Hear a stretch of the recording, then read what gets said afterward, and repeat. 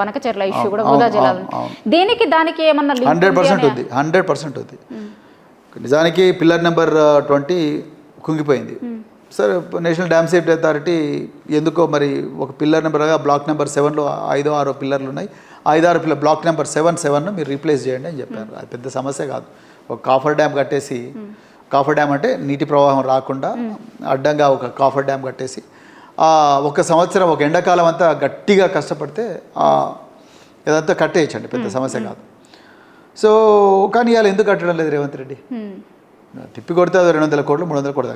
Medigadda barrage విలువనే 3,000 కోట్లు.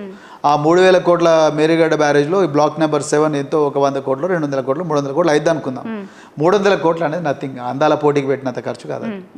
So ఆ 300 కోట్లు ఎందుకు పెట్టడం లేదు? ఎందుకు పెట్టడం లేదంటే వెరీ సింపుల్ అండి. వృధా జలాలు వృధాగా పోవాలి. అన్నారం సుందిలలో కూడా ఆపొచ్చు, బ్యారేజ్లే కదా అవి. బ్యారేజ్ అంటేనే వాటర్ని డైవర్ట్ చేసి పంప్ హౌస్లోకి పంపించడం. అన్నారంలో ఆపొచ్చు, సుందిలలో ఆపొచ్చు, అన్నారంలో ఆపొచ్చు, ప్రతి చోట కూడా ఆపొచ్చు.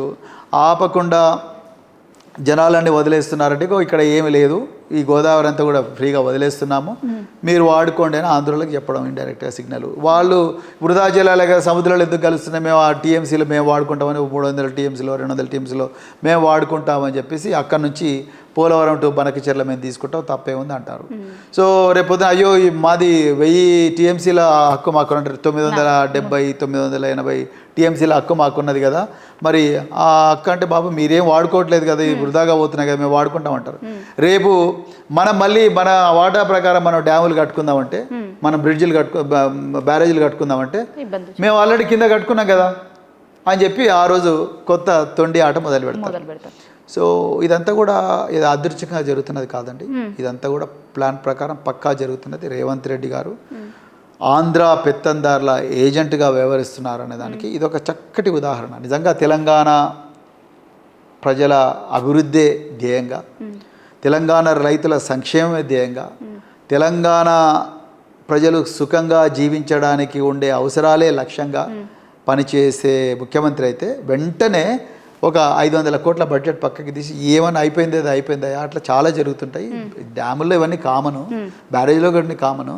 సో మనం పెట్టి రిపేర్ చేద్దాము, మనకు లాభం అయితే ఇంకేమన్నా కొత్తగా తీసుకొచ్చి దీనికి జాతీయ హోదా కల్పించి ఇంకా పెద్ద ఎత్తున ప్రాజెక్టులు కట్టుకుందాం, మనకు 1000 టీఎంసీల వాటా ఉన్నది కదా అని చెప్పి అనేవాడు.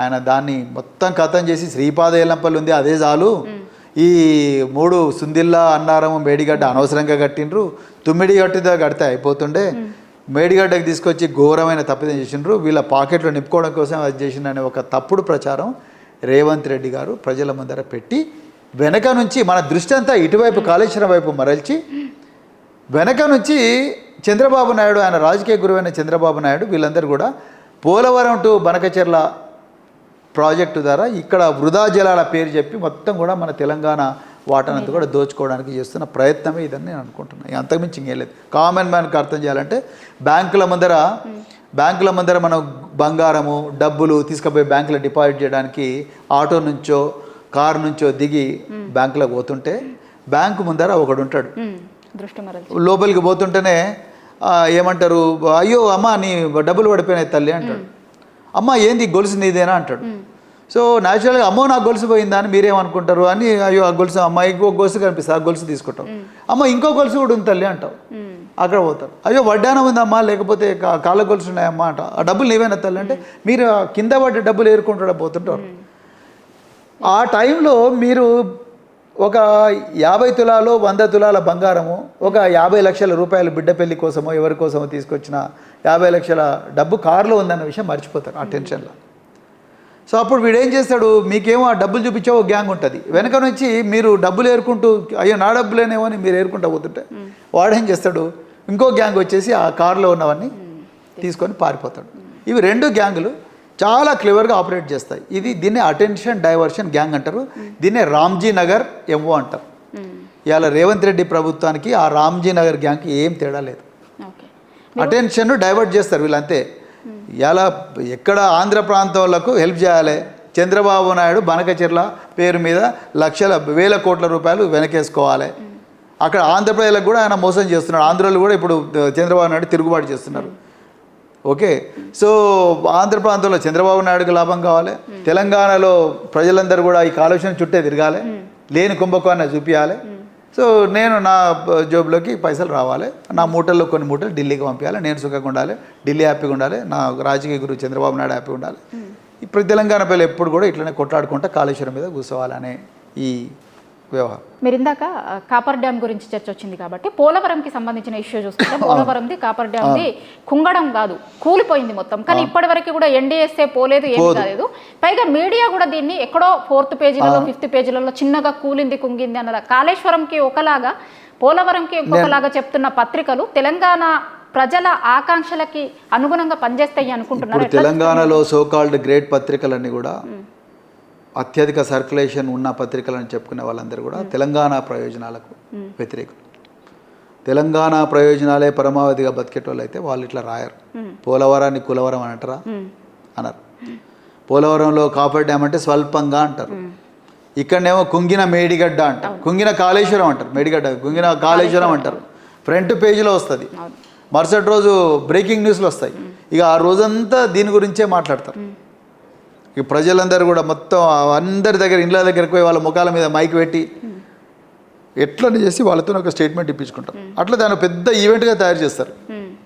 అక్కడ మరి పోలవరంలో కూడా అయిందిగా, గత 20 సంవత్సరాల నుంచి కన్స్ట్రక్షన్ నడుస్తున్నది. ఇప్పటికి కూడా తిప్పి కొడితే పోలవరం మీద కన్స్ట్రక్షన్ అయితే అయింది 45% అయింది. అదే కాళేశ్వరం 24 నెలల లోపలనే మొత్తం 3 బ్యారేజ్లు అయిపోయినాయి. ఎగ్జాంపుల్ చెప్తున్నాను మీకు నేను. సో అదేవిధంగా ఈ ప్రాజెక్టు 7-6 సంవత్సరాల్లోనే కంప్లీట్ ప్రాజెక్ట్ అయిపోయింది. రైట్. సో దీని గురించి ఎవరు మాట్లాడరు.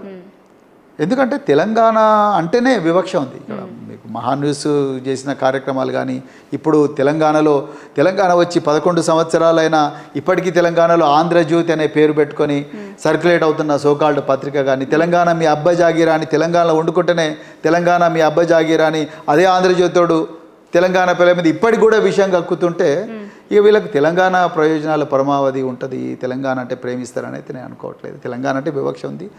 ఈ వివక్షను అర్థం చేసుకున్నాడు కాబట్టి కేసీఆర్ గారు మలిదశ ఉద్యమాన్ని చాలా జాగ్రత్తగా ఎలాంటి వైలెన్స్ లేకుండా, వైలెన్స్ ఉంటే ఎక్కడ మళ్ళీ దీన్ని అణిచివేస్తారో అన్న, నక్సలిజాన్ని అణిచివేసినట్టు అణిచివేస్తారో అన్న ఒక ఆందోళనతో చాలా కేర్ఫుల్గా చక్కటి వ్యూహము, ఎత్తుగడలు అన్ని వర్గాలను సమాధానపరిచి వాళ్ళందరినీ కూడా శాంతియుత పోరాటానికి సమాయత్తం చేసి తెలంగాణ తీసుకొచ్చారు. తీసుకొచ్చిన తర్వాత 10 సంవత్సరాలు చాలా కష్టపడి ఒక స్థాయికి తీసుకొచ్చారు. కానీ ఎప్పుడైతే ఇది ఎక్కడో పోతుంది, తెలంగాణ మన దాటిపోతుందిరా బాబు అనుకున్నప్పుడు వెంటనే రేవంత్ రెడ్డి లాంటి వాళ్ళని ముందర పెట్టి ఆంధ్ర పాలకులు ఈ కేసీఆర్ గారి పాలనను గద్దెదించారని నేను అనుకుంటున్నాను.